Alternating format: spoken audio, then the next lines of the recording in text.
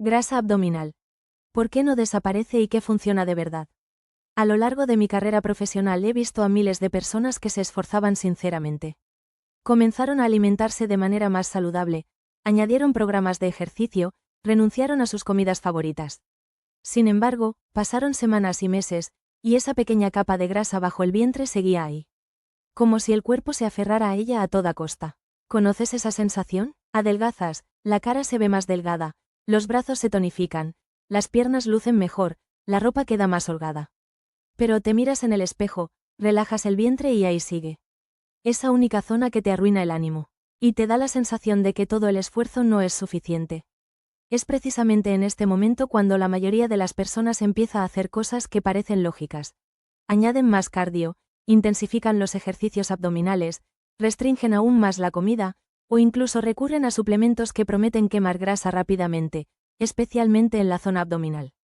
La paradoja es que la mayoría de estos pasos no solo ayudan poco, sino que a veces alejan a la persona de la verdadera razón por la que esta zona resiste más que las demás. ¿Cómo funciona realmente el sistema de almacenamiento de grasa? La parte más interesante empieza cuando te preguntas qué está ocurriendo realmente dentro del cuerpo. La grasa no es simplemente un exceso de masa bajo la piel. Es literalmente un sistema de almacenamiento de energía, y ese sistema tiene sus propias reglas que funcionan nos guste o no. Dentro del cuerpo existe un mecanismo completo que decide exactamente de dónde obtiene primero el organismo la energía, qué zonas aprovecha más rápido y cuáles deja para el final. Y precisamente por estas reglas internas, la parte inferior del vientre es casi siempre la última en la fila. Las personas suelen sorprenderse al saber que el cuerpo no piensa en absoluto en adelgazar visualmente a la persona. Su tarea es mucho más sencilla y al mismo tiempo mucho más compleja: sobrevivir. Y eso significa proteger las reservas de energía por si hubiera escasez de alimento. Aquí entra en juego la fisiología real de la que rara vez se habla en los consejos habituales de Internet, porque en lugar de explicar cómo funciona exactamente una célula grasa y por qué a veces guarda energía literalmente hasta el último momento, es mucho más fácil decir: haz más abdominales, o corre más. Cualquier pérdida de grasa comienza mucho antes de que la persona note cambios. En el espejo, primero se activan señales hormonales, luego se activan enzimas especiales, después la grasa empieza a liberarse de las células y el cuerpo la usa como combustible. Cada fase de esta cadena es importante, y si una sola no funciona con suficiente actividad, el cuerpo puede seguir almacenando energía aunque la persona crea que está haciendo todo bien. ¿Cómo funcionan las células grasas? El cuerpo humano utiliza células especiales para almacenar energía, que llamamos células grasas. Dentro de estas células se encuentra un compuesto que los científicos denominan triglicéridos, formado por una molécula de glicerol y 3 ácidos grasos. El cuerpo almacena cuidadosamente en esta forma las reservas de energía que pueden ser necesarias en cualquier momento. En caso de escasez de alimento o mayor necesidad energética. Si imaginas esta célula de cerca, verás que parece una pequeña bolsa completamente llena de grasa. Para que el cuerpo pueda utilizar esta energía, la grasa debe liberarse primero de la célula. Mientras permanece dentro, el cuerpo no puede usarla para la actividad muscular ni para otros órganos. Dentro de la célula grasa existen estructuras especiales que funcionan como sensores. Reaccionan a las señales hormonales y deciden si la grasa permanece dentro o si se libera. Son precisamente estos pequeños receptores los que determinan en gran medida si una parte del cuerpo adelgaza rápidamente o conserva sus reservas de energía el mayor tiempo posible. ¿Por qué la grasa no desaparece de forma localizada? La grasa nunca desaparece de forma localizada, y ese es uno de los puntos menos comprensibles para quienes empiezan a adelgazar. La lógica parece sencilla. Si hago abdominales, la grasa debería desaparecer precisamente de ahí. Sin embargo, el organismo está organizado de manera completamente diferente y funciona según un principio general al utilizar energía. El sistema de distribución de energía en el cuerpo funciona así. Cuando se produce un déficit calórico, el cuerpo empieza a buscar de dónde obtener combustible y primero se centra en las reservas de grasa más accesibles. Eso significa que algunas partes del cuerpo empiezan a reducirse más rápido que otras. La razón de este orden no son los ejercicios ni los alimentos concretos, sino la distribución de receptores en las células grasas de las distintas partes del cuerpo. La capacidad de una célula para liberar energía depende directamente del número de esos receptores. Algunas partes del cuerpo están prácticamente preparadas para quemar grasa más rápido, porque las células de esas zonas tienen más receptores que activan el proceso de eliminación de grasa. Por eso el cuerpo empieza a obtener energía primero de esas áreas. La parte inferior del abdomen, en cambio, se comporta de manera completamente diferente. Aquí la situación es exactamente la opuesta. Las células de esta zona tienen un número menor de receptores que desencadenan el proceso de quema de grasa, por lo que se desprenden de sus reservas de manera mucho más reticente. La diferencia puede ser bastante notable. Por eso una persona puede adelgazar visiblemente en la parte superior del cuerpo y sin embargo seguir viendo la misma capa de grasa en la parte inferior del abdomen, lo que crea la sensación de que el progreso se ha detenido casi por completo. La evolución desempeñó aquí un papel muy importante. El cuerpo humano evolucionó en condiciones donde la principal amenaza para la vida era la escasez de alimento. Por lo que aprendió a almacenar energía en lugares estratégicos. La parte inferior del abdomen pertenece a esas áreas estratégicas donde la grasa no sirve solo como fuente de energía, sino que también cumple una función protectora para los órganos internos. Los dos tipos de receptores que determinan el destino de la grasa. Dentro de las células grasas se encuentra uno de los mecanismos más interesantes del cuerpo humano. Cada célula grasa contiene dos tipos básicos de receptores que funcionan como una llave y determinan si la grasa permanece dentro o si sale y es utilizada por el cuerpo como energía. Los receptores del primer tipo se llaman receptores beta. Son ellos los que envían la señal de que la energía almacenada en el cuerpo está disponible.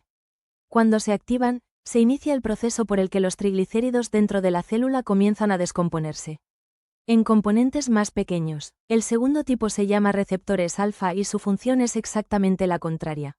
Impiden la liberación de energía, como si cerraran la puerta ante los ácidos grasos y no les permitieran salir de la célula. Lo interesante es que la proporción de estos receptores varía notablemente en las distintas partes del cuerpo, y eso explica por qué algunas zonas adelgazan mucho más rápido, mientras que otras resisten los cambios durante un tiempo relativamente largo. Las zonas donde predominan los receptores beta suelen perder grasa más rápido. El rostro, los brazos y las piernas. Por eso las personas notan cambios en esas zonas con relativa rapidez, aunque el porcentaje total de grasa corporal siga siendo bastante alto. En la zona del vientre inferior, donde el número de receptores alfa es notablemente mayor. Las células grasas literalmente se aferran mucho más a la grasa que tienen almacenada. La enzima clave dentro de la célula grasa. En lo más profundo de la célula grasa se encuentra una única enzima sin la cual todo el sistema de utilización de grasas no podría funcionar. La lipasa sensible a hormonas. Esta enzima tiene un papel clave en la transformación de la grasa almacenada en energía que el cuerpo puede usar para el movimiento, el trabajo muscular y el mantenimiento de todos los procesos corporales. Esta enzima no se activa por sí sola, sino que se pone en marcha cuando el cuerpo recibe una señal de falta de energía. En ese momento, las hormonas adrenalina y noradrenalina dan a las células la instrucción de descomponer el combustible acumulado. El resultado de este proceso es la descomposición del triglicérido en glicerol y ácidos grasos libres, que ya pueden abandonar la célula grasa, comenzar a circular por el cuerpo y convertirse en una fuente real de energía. Hay algo que sorprende a mucha gente. Durante el entrenamiento, los músculos suelen utilizar no la grasa sino la glucosa, porque la glucosa es más accesible y se convierte más fácilmente en energía. La grasa empieza a desempeñar un papel más destacado en el suministro de energía cuando el balance calórico total es negativo. Es decir, cuando el cuerpo recibe de los alimentos menos energía de la necesaria para su funcionamiento normal. Por eso el requisito básico para quemar grasa es el déficit calórico. Sin él, el cuerpo no recibe la señal de recurrir a las reservas de energía. Los errores más frecuentes que frenan el progreso. Al observar a personas que intentan deshacerse de la grasa abdominal, veo siempre el mismo panorama. La persona cree que está haciendo todo bien. La dieta parece más saludable, las porciones se han reducido, el ejercicio ha aumentado. Sin embargo, pasan semanas y el progreso empieza a ralentizarse o a detenerse por completo. El error más frecuente es muy sencillo, ya como poco. A primera vista puede parecer realmente correcto, porque la dieta puede consistir en alimentos saludables sin comida rápida ni dulces. Sin embargo, el cuerpo no reacciona al aspecto saludable de la comida, sino a la cantidad de energía que entra en él. Y precisamente en este punto muchas personas empiezan a subestimar el contenido calórico real de su dieta. Los alimentos saludables pueden ser bastante calóricos, y los pequeños añadidos aparentemente inofensivos a la comida a veces elevan el valor energético total de la dieta mucho más de lo que la persona prevé. Basta con pensar en un puñado de frutos secos, un poco de aceite de oliva en la ensalada o unos trozos de queso entre comidas. Todos son alimentos saludables, pero su densidad energética es bastante alta. El problema se agrava porque estos alimentos se perciben generalmente como seguros, por lo que las personas no sienten la necesidad de controlar su cantidad. El resultado es que, aunque el plan de alimentación consista en alimentos aparentemente saludables, la ingesta calórica total sigue siendo mayor de lo necesario para reducir la grasa.